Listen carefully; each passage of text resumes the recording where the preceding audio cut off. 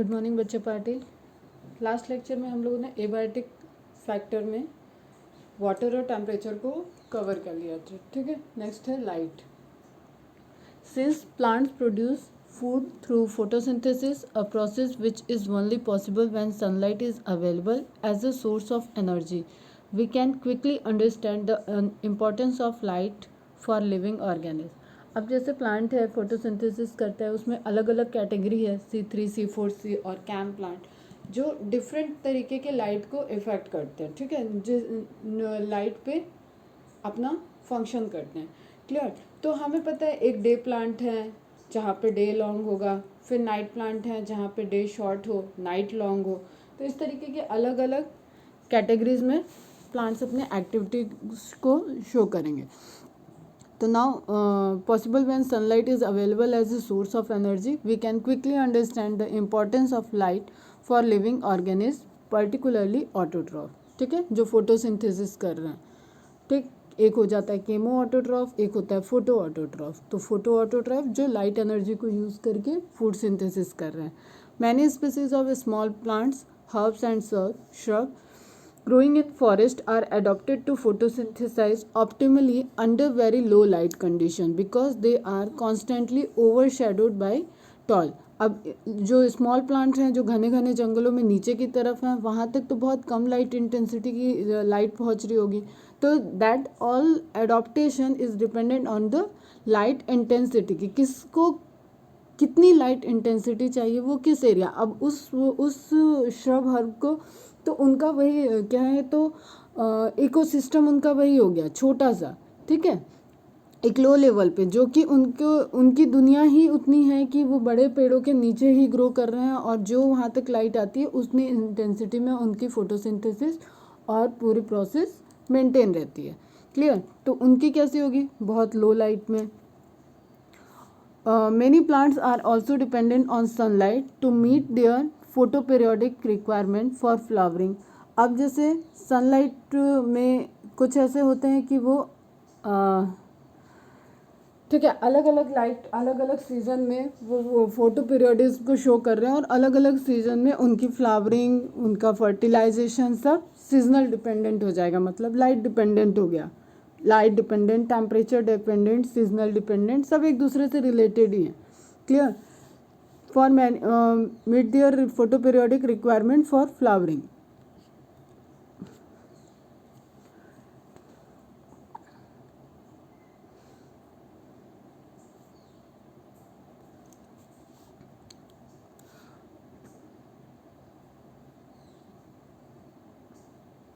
For many animals too, light is important in that they use the diurnal and seasonal variation in light intensity and duration, that is photoperiod, as cues for timing their foraging। वो अपने development, अपनी activity के लिए, अपने fertilisation के लिए animals भी इसी तरीके से डे लाइट और सीजनल डिपेंडेंट हो जाते हैं, ठीक है, सीजनल ब्रीडिंग शो करते हैं। The availability of light on land is closely linked with that of temperature since the sun is the source for both। Clear है, ये तो लिंक्ड है सब एक दूसरे से, ठीक है। Availability of light, light intensity, जितनी लाइट इंटेंसिटी हाई होगी उतना टेम्परेचर हाई होगा। जहाँ पे लाइट इंटेंसिटी कम पहुँच रही होगी वहाँ टेम्परेचर लो होगा। जैसे सपोज इक्वेटर पे डायरेक्ट लाइट पहुँच रही है तो वहाँ टेम्परेचर हाई है। पोल्स पे रेडिएटेड लाइट पहुंच रही है, टिल्टेड लाइट पहुंच रही है, तो वहाँ पे कैसा है, अलग टेम्परेचर है, ठीक है। अंडर द सी अलग लाइट इंटेंसिटी पहुंच रही है, वहाँ का एटमॉस्फेयर अलग होगा, वहाँ का इकोसिस्टम अलग होगा। क्लियर है बच्चा। The environment is dark and it's inhabitant। The availability of light on land is closely linked with that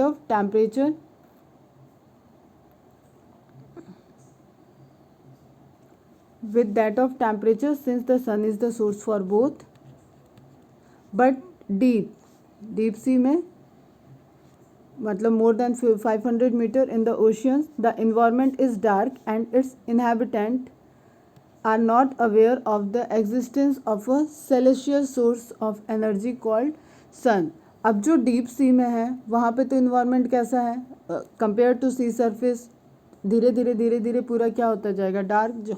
जो हम वाटर इको सिस्टम अगर डार्क में देखें ओशियन का तो वो अलग होगा, ठीक है। तो वहाँ वैसी एल्गी, वैसे प्लांट्स, वैसे एनिमल्स ग्रो करेंगे जो लो इंटेंसिटी पे ग्रो कर सकते हैं, ठीक है। अब बताओ तुम लोग क्वेश्चन, कौन सी एल्गी होगी यहाँ, रेड एल्गी होगी, ग्रीन एल्गी होगी,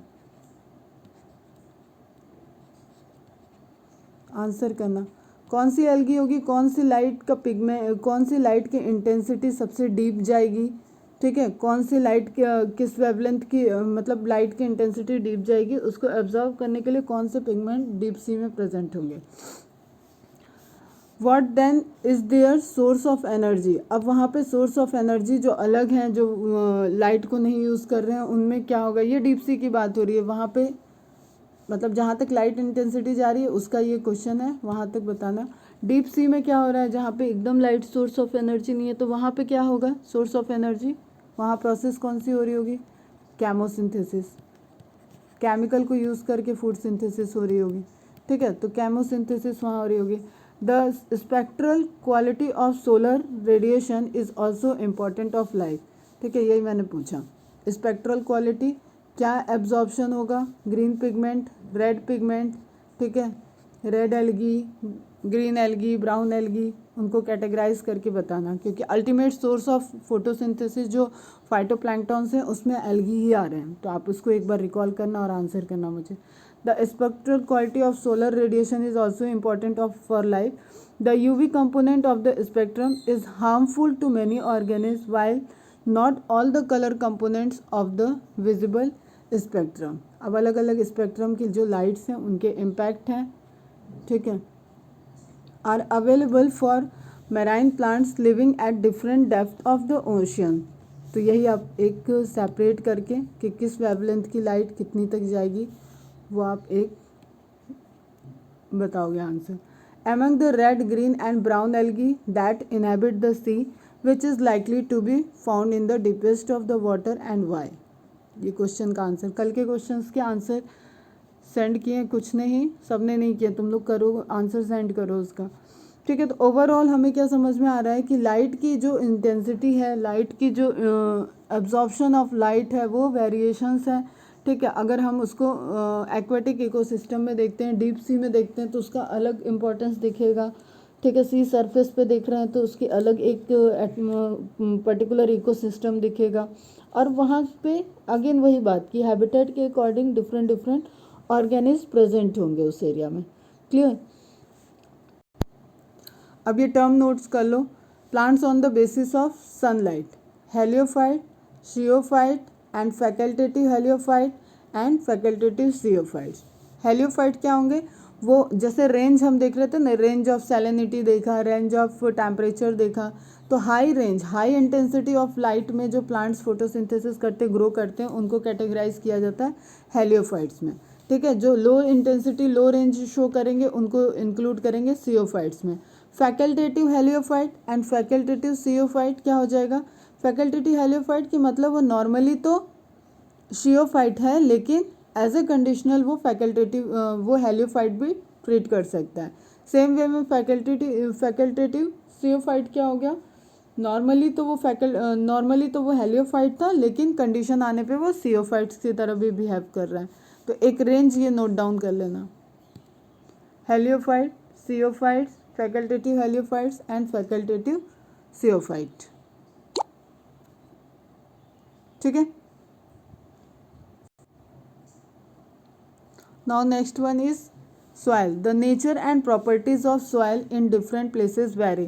अब तुम लोगों ने छोटी क्लास में पढ़ा भी होगा दमोड मिट्टी, बलुई मिट्टी, इस तरीके से चीज़ें जो मतलब अलग अलग तरीके के सॉइल रिस्पॉन्सिबल होती हैं कि वहाँ के एटमॉस्फेयर, वहाँ के पर्टिकुलर इकोसिस्टम में किस तरह की क्रॉप ग्रो कर सकेगी, किस तरीके का एक वो एग्रीकल्चर वहाँ का सिस्टम होगा. ये डिपेंड करता है कि उस एरिया के उस पर्टिकुलर एरिया की मिट्टी कैसी है. तो the nature and properties of soil in different places very. It is dependent on the climate. Again ये भी डिपेंड करेगा किस पे, क्लाइमेट पे, टेम्परेचर पे, रेन वहाँ पे कैसी रेन हो रही है, वाटर होल्डिंग कैपेसिटी कैसी है उस सॉइल की, इन सब चीज़ों पे डिपेंड करेगा. The weathering process, weather soil is transported और सेडिमेंट्री. ट्रांसपोर्टेड सॉइल क्या होती है, जो कि वाटर या एयर के थ्रू, ठीक है, वाटर बह के, नदियों में बह के, समुद्र से बह के या कहीं से भी बह के आ रही है तो वो हो जाती है ट्रांसपोर्टेड। धीरे धीरे हवा से आके वहाँ पे सॉइल इकट्ठी हुई है तो भी उसको ट्रांसपोर्टेड कहेंगे। कहीं से आई है। सेडिमेंट्री कैसे होगी? जो layer by layer, layer by layer, जहाँ पे वो सॉइल बनी है वहीं पे वो सेडिमेंट हो रही है, ठीक है। जैसे स्टार्टिंग में सॉइल बना, कन्वर्ट हुआ वोल्केनिक इरप्शंस के बाद, तो वहाँ पे उस जगह की सॉइल उसी जगह रह गई, तो ऐसी सॉइल को बोलते हैं sedimentary. And how soil development occurred, तो ये डिपेंड करेगा कि वो सॉइल की क्वालिटी कैसी है और वो सॉइल बना कैसे है, उसके पीछे की क्या हिस्ट्री है, ठीक है।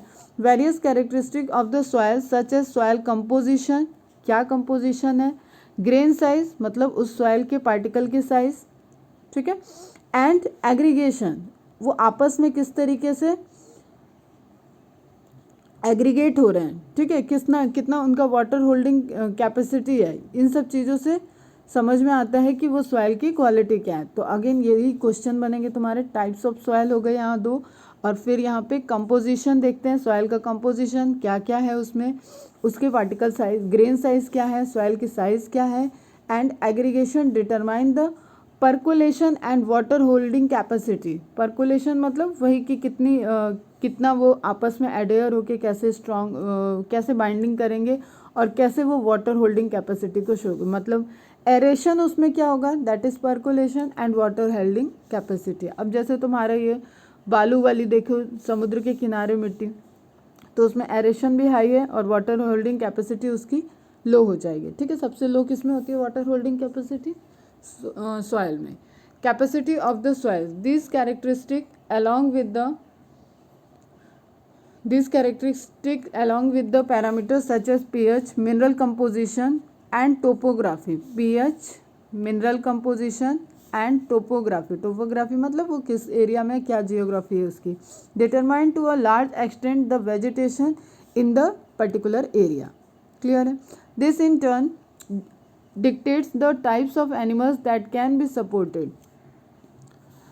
Similarly, in the aquatic environment, the sediment characteristic often determine the type of benthic animals that can thrive there. जो वहाँ पे होंगे, अब क्या होता है ना कि जो एक्वेटिक कंडीशन में है वो नीचे सेडिमेंट्री सॉइल होगी, ठीक है, तो वो उनका एटमॉस्फेयर, वो उनका पर्टिकुलर इकोसिस्टम डिसाइड करने में बहुत इंपॉर्टेंट रोल प्ले करती है। क्लियर? तो जो एक्वेटिक होंगे वहाँ पे भी सॉइल अपना इंपॉर्टेंट रोल प्ले कर रहा है। एंड आप different agriculture point of view से देखो तो वहाँ पे भी एक सॉइल की पूरी रेंज है, ठीक है। फिर तो वाटर होल्डिंग कैपेसिटी अच्छी होनी चाहिए। अब एक आइडियल सॉइल क्या होगी, हिंदी में तो उसको क्या कौन सी दोमट मिट्टी या कुछ बोलते थे, ठीक है। तो सॉइल की एक अलग कैटेगरी तुम लोगों ने पढ़ रखी होगी बेटा छोटे क्लासेस में, और उसमें मतलब उसमें सॉइल में न्यूट्रिशन होना चाहिए, मिनरल्स होना चाहिए, और उसकी वाटर होल्डिंग कैपेसिटी बहुत हाई भी नहीं होनी चाहिए, बहुत लो भी नहीं होनी चाहिए। ऐसी मिट्टी फेवर करती है एग्रीकल्चर को, ठीक है। जो तुम्हारी पंजाब, हरियाणा और इधर यूपी, एमपी साइड में मिट्टियाँ हैं वो एक्चुअली एग्रीकल्चर के लिए बहुत फेवरेबल हैं, ठीक है। तो ये तो हो गया अपना एबायोटिक फैक्टर वाला। नाउ कुछ इंपॉर्टेंट छोटे छोटे पॉइंट फिर से हैबिटेट एंड निके के देखते हैं, और उसके बाद हम लोग नेक्स्ट टॉपिक पे आएंगे। ठीक, habitat and niche, the place where an organism, ये सब नोट डाउन कर लोगे बेटा, बहुत छोटे छोटे पॉइंट है। Lives is called its habitat. Habitats are characterised by conspicuous physical feature which may include the dominant forms of plant and animals life. Habitat may refer to the place occupied by an entire biological community, मतलब number of population आ सकते हैं यहाँ पे, number of species आ सकती है, एक biological community के द्वारा जो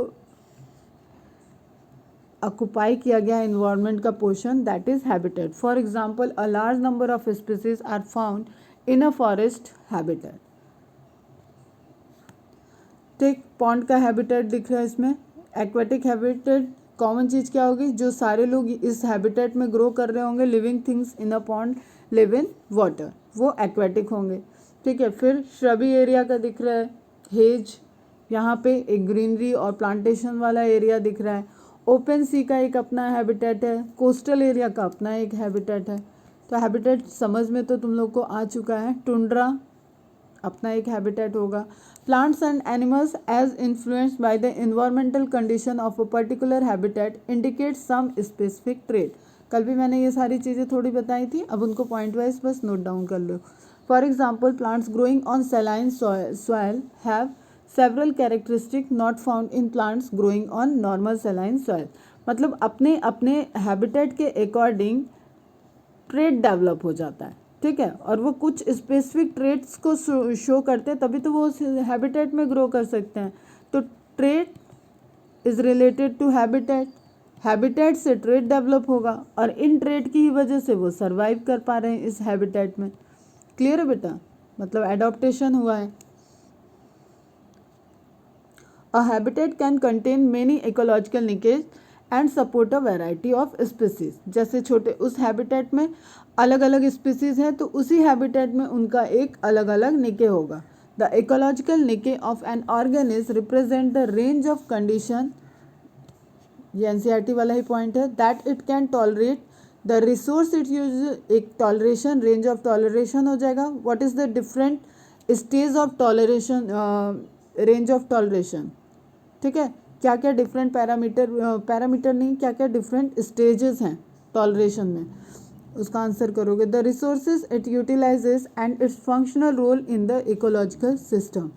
each species has a distinct niche and no two species are believe to occupy exactly the same niche. अब एक निके में वो क्या रिसोर्सेज यूज़ कर रहा है उस पर डिपेंड है कि उसका कैसे सर्वाइवल होगा, मतलब कॉम्पिटिटर। और एक गॉस लॉ है, गॉस लॉ ये कहता है कि एक पर्टिकुलर हैबिटेट में सेम रिसोर्स को यूज़ करने वाले स्पीसीज नहीं सर्वाइव कर सकते हैं लंबे टाइम पे, उनका नेचुरल सिलेक्शन हो जाएगा जस्ट बिकॉज ऑफ कॉम्पिटिटर। तो एक गॉस लॉ भी है इवोल्यूशन का, उसके अकॉर्डिंग ये पता चलता है कि एक पर्टिकुलर हैबिटेट में एक रिसोर्सेज के लिए कंपटीशन हो जाएगा, अदरवाइज बैलेंसिंग नहीं रहेगी, ठीक है। बैलेंसिंग करने के लिए नेचर ने ये कंपटीशन, लिमिटेड रिसोर्सेज, ये सारे पैरामीटर नेचर की तरफ से बनाए हुए हैं। तो each species has a distinct niche and no two species, ये पॉइंट इंपॉर्टेंट है बेटा, no two species are believe to occupy exactly the same niche, ठीक है। A frog is an amphibian because it lives in water and on land. उसका habitat कैसे है amphibians का, सभी हम लोग फर्स्ट टेरेस्ट्रियल देख रहे हैं, आया है वो लैंड पे, लेकिन फर्टिलाइजेशन के लिए स्टिल डिपेंडेंट ऑन वाटर, इसलिए नियर बाई वाटर ही वो रहेगा।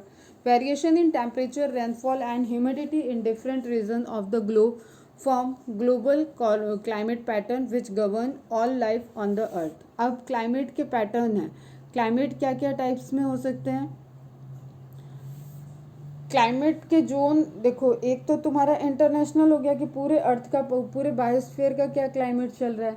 फिर रीजनल हो गया कि अलग अलग रीजन में कैसा क्लाइमेट है, ठीक है। The environment can be understood both at large and small scale, this is reflected in regional and global climatic pattern, local climatic condition and the micro climate. Micro climate जैसे अभी मैंने बताया, एक बड़े से जंगल है, जंगल में बड़े बड़े पेड़ हैं और उनके नीचे छोटे छोटे पेड़ ग्रो करने हैं, तो उस छोटे पेड़ों के लिए या वहाँ पे रहने वाले छोटे इंसेक्ट्स के लिए वो एक छोटा सा क्लाइमेट की तरह वर्क करेगा, तो that is micro climate.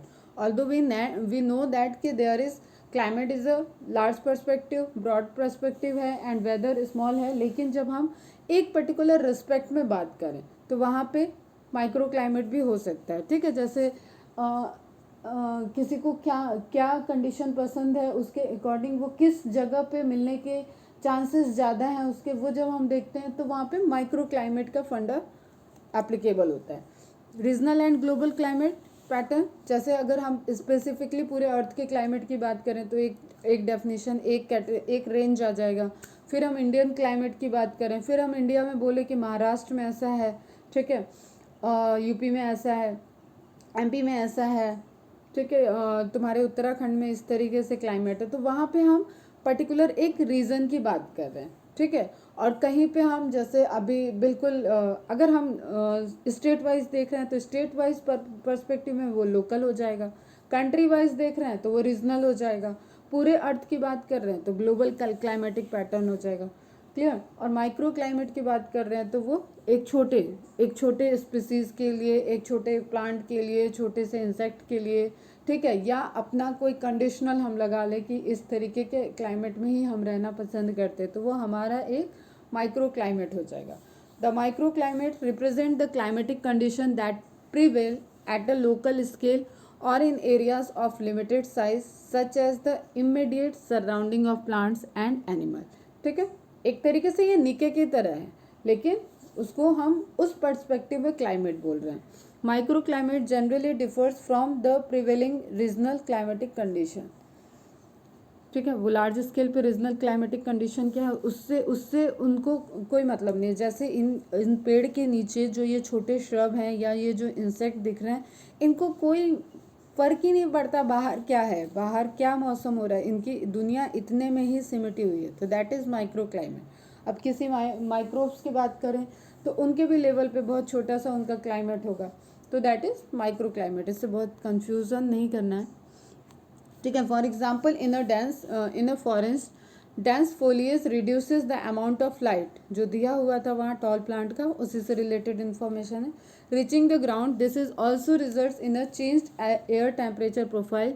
The day time air temperature inside the forest is lower than outside, ठीक है। बाहर के टेम्परेचर जो उनका जैसे उस फॉरेस्ट की कैनोपी की बात करें तो कैनोपी मतलब टॉल जो प्लांट्स हैं, ट्रीज हैं, वो जो एक छाते अम्ब्रेला जैसे स्ट्रक्चर बना रखे हैं पूरे फॉरेस्ट में, वहाँ पे अलग टेम्परेचर वो फेस कर रहे होंगे। और जो एकदम घने जंगल में नीचे के पेड़ हैं, ठीक है, नीचे के एनिमल्स हैं, उन सब के लिए अलग टेम्परेचर है, ठीक है। तो the day time air temperature inside the forest is lower than the outside. Also, the interior of a forest may be more humid than a nearby non-forested area. ठीक है, इंटीरियर ऑफ अ फॉरेस्ट में भी मोर humid, humidity ज़्यादा होगी वहाँ पे, temperature कम है तो ह्यूमिडिटी ज़्यादा होगी, ठीक है। और उनको मतलब आउटर से और इनर फॉरेस्ट, उनके दो तरीके के वहाँ पे क्लाइमेटिक जोन दिख रहे हैं, क्लियर बच्चा, ठीक है। तो variations in temperature, rainfall and humidity in different region of the globe form global climate pattern which govern all life of the on the earth, ठीक है। क्लाइमेट ही तो सबको गवर्न कर रही है, पूरी लाइफ जो एग्जिस्ट कर रही है वो डिपेंडेंट है क्लाइमेट में। नाउ इकोसिस्टम ऑर्गेनाइजेशन में हम दो प्रोसेस हम देख रहे हैं कंटिन्यू, एक तो फ्लो ऑफ एनर्जी, एक साइक्लिंग ऑफ न्यूट्रिएंट। एनर्जी का फ्लो कैसे एक स्टेज से एक फॉर्म से दूसरे फॉर्म में हो रहे हैं और हर कोई उसमें पार्टिसिपेट कर रहा है, चाहे वो प्रोड्यूसर हो, चाहे कंज्यूमर हो, चाहे डिकम्पोजर हो। सेम वे में न्यूट्रिएंट्स में, न्यूट्रिएंट के साइक्लिंग में भी सभी अपना अपना इम्पोर्टेंट रोल प्ले कर रहे हैं। तो अलग अलग तरीके के एक अब ये लैंडस्केप का इमेज दिख रहा है, तो यहाँ पे अलग अलग तरीके की साइकिल चल रही है, जैसे carbon cycle, phosphorus, nitrogen, water cycle, oxygen cycle. इन सब साइक्लिंग प्रोसेस में हीट का ट्रांसफ़र हो रहा है, न्यूट्रिएंट का कन्वर्जन हो रहा है, न्यूट्रिएंट ट्रांसफ़र होगा, ठीक है। तो डिफरेंट टाइप की साइक्लिक प्रोसेस इन्वॉल्व हो रखी हैं पूरे के पूरे क्लाइमेट को मेंटेन करने के लिए, ठीक है, पूरे के पूरे एक अपना बायोस्फीयर को मेंटेन करने के लिए। क्लियर है बेटा, ये सब हम लोगों को अलग अलग चैप्टर में पढ़ना है। फिर इसी तरीके से वो जो हम लोग टेम्परेचर रेनफॉल की वजह से डिफरेंट जोन देख रहे थे, तो हमारे पूरे अर्थ पे डिफरेंट जोन प्रेजेंट है। Tundra forest, boreal forest, temperate, deciduous forest, desert, grassland, ये अलग अलग तरीके के जोन हमें दिख रहे हैं, बायोम दिख रहे हैं। Clear. Climatic zones on the basis of variation in mean temperature along latitude. The main climatic regions are tropical, subtropical, temperate, Arctic and Antarctic. South and north pole. और तुम लोग को आई थिंक ये पता होगा कि इक्वेटर से जो डिस्टेंस होती है, ठीक है, जो एंगल कैलकुलेट होता है टुवर्ड्स द पोल, उससे लैटिट्यूड निकालते हैं, तो 0 to 20 डिग्री पे ट्रॉपिकल एरिया शो करेगा, 20 to 40 पे सब ट्रॉपिकल, एंड 40 to 60 पे टेम्परेट, एंड 60 to 80 पे आर्कटिक एंड अंटार्कटिक।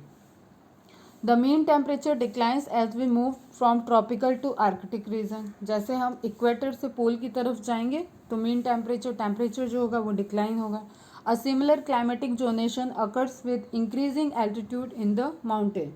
और कल मैंने कंपेयर भी दिखाया था कि जिस तरीके से इक्वेटर पे आपको पोल की तरफ जाने में चेंज दिख रहा है टेम्परेचर की वजह से, उसी तरीके का आप एक जोनल स्टडी आप उसमें कर सकते हो हिल पे। ठीक है, जैसे जैसे एल्टीट्यूड उसका वेरी करेगा उस तरीके से टेम्परेचर में चेंजेस आएगा। लैंड ग्रासलैंड से जो पोर्शन जुड़ा होगा या सी लेवल से जो जुड़ा होगा वहाँ पे अलग टेम्परेचर होगा, और जैसे जैसे माउंटेन की हाइट पे जाएंगे वहाँ पे आपको ट्रॉपिकल टुंड्रा इस तरीके से, और कोनिकल फॉरेस्ट वाला एरिया, वो सारी चीज़ें ऊपर की तरफ आपको दिखेंगी। A mountain located in a tropical region will successively have tropical, sub tropical, temperate and alpine zones with increasing altitude. सब पॉइंट नोट डाउन कर लेना बेटा, पॉज करके वीडियो पॉइंट्स नोट डाउन कर लेना, या अगर ज़रूरत लगे तो बताना, मैं वीडियो बना के शेयर कर दूँगी। ठीक है, तो आपको ये एक हिल पे दिख रहा है अलग अलग grassland, chaparral, conifer forest, then taiga, then tundra, then finally ice cap. तो यहाँ पे आपको एल्टीट्यूड दिख रहा है, डिस्टेंस इन किलोमीटर और एल्टीट्यूड। तो जिस तरीके से हाइट बढ़ रही है एक क्लाइमेट चेंज, एक आपको छोटे छोटे बायोम वहाँ पे दिख रहे हैं। With in each temperature based climatic zone the annual precipitation में क्या आ जाएगा, rainfall and snowfall varies considerably. These two factors, temperature and precipitation, together determine the vegetation and soil types. The biological community is an assemblage. अब कुछ definition है बेटा, ये biological community की definition है।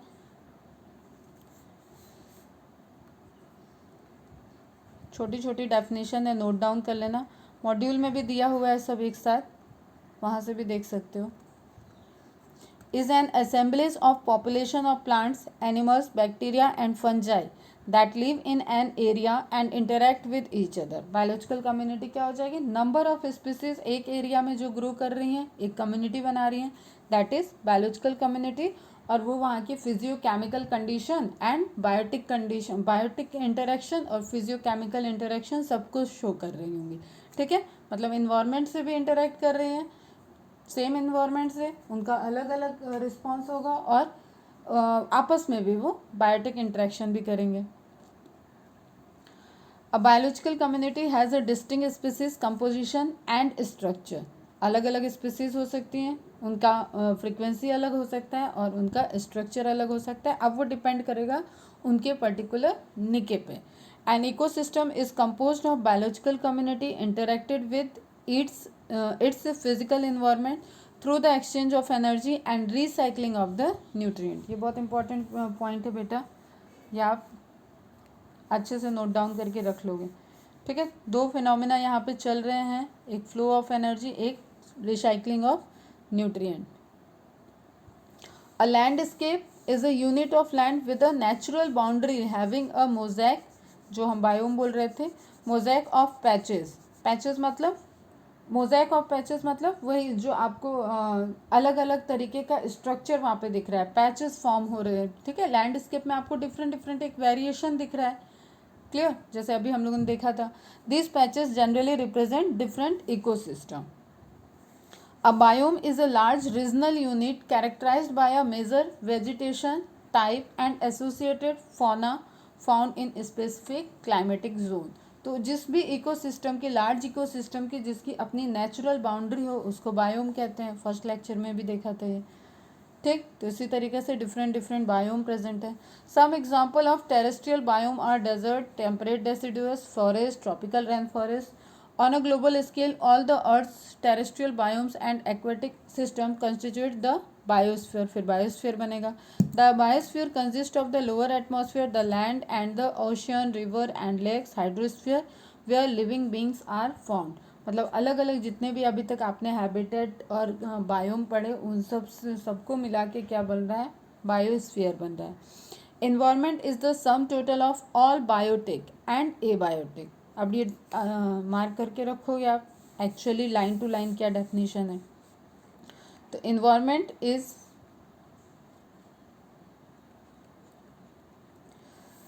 The sum total of all biotic and abiotic factors that surround and potentially influence an organism. Some components of the environment serve as a resources while others act as regulatory factor.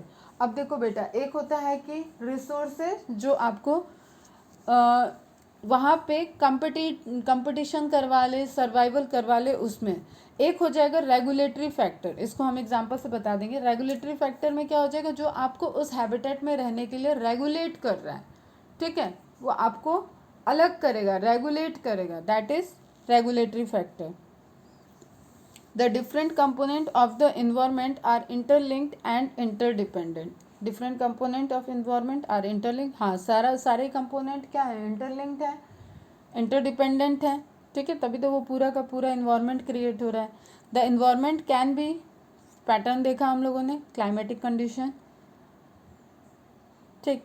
अब एक आपने habitat देखा, निके देखा. अब habitat change के क्या impact होंगे. जैसे एक लॉन्ग टर्म में क्लाइमेट चेंज होगा तो आपको पता है वहाँ स्पेशिएशन हो सकता है, वहाँ पे कुछ मतलब हार्मफुल इम्पैक्ट भी हो सकते हैं उसके. वहाँ पे सर्वाइवल, कुछ आपके प्लांट एंड एनिमल्स एक्सटिंक्ट भी हो सकते हैं. तो उसी तरीके से एक आप नोट्स बना लोगे, what is the habitat impact of habitat change, ठीक है. हैबिटेट चेंज में हैबिटेट लॉस हो सकता है. Definition, loss of natural ecosystem, जो उसका नेचुरली इकोसिस्टम था उसका लॉस हुआ, तो that is habitat loss. Human activity, conversion into farmland, urban sprawl, transportation routes, इन सब में अफेक्ट कर देगा वो. Fragmentation, definition, dividing up of a region into smaller parcel और फ्रैगमेंट. अगर एक रीजन जहाँ को जिसको हम हैबिटेट कह रहे थे उसको छोटे छोटे फ्रैगमेंट में डिवाइड कर दें, ठीक है, तो दैट विल शो एक ब्रॉड हैबिटेट में चेंज आ जाएगा, तो वहाँ पे फ्रेगमेंटेशन दिखेगा. Edges of an ecosystem are more susceptible to damage by outside influence. किसी भी इकोसिस्टम की बाउंड्री है और वहाँ पे अगर कोई हैबिटेट चेंज हो रहा है या कोई वहाँ पे चेंजेस हो रहे हैं, तो सबसे पहले ससेप्टेबल एरिया कौन सा होगा, जो कि आउटसाइड से इन्फ्लुएंस हो रहा होगा. जैसे जस्ट अभी हम लोगों ने जब देखा कि एक कैनोपी ऑफ ट्रीज हम देख रहे हैं, तो बाहर के टेम्परेचर का, बाहर के वेदर का इम्पैक्ट सबसे पहले किस पे होगा, उस ट्री के सरफेस पे, ठीक है, वो जो बड़े ट्रीज हैं उनके सरफेस पे, रेदर देन कि जो श्रब या स्मॉल एनिमल्स, इंसेक्ट जो वहाँ पे उसके नीचे, उसके अंडर में जो ग्रो कर रहे थे, उसमें इम्पैक्ट पड़ने से पहले उन ट्रीज पे इम्पैक्ट पड़ेगा उसका. क्लियर. तो fragmentation increase the perimeter, fragmentation से पेरीमीटर इंक्रीज कर जाएगा, एरिया उसका बढ़ जाएगा. क्लियर है, ठीक है. ये तो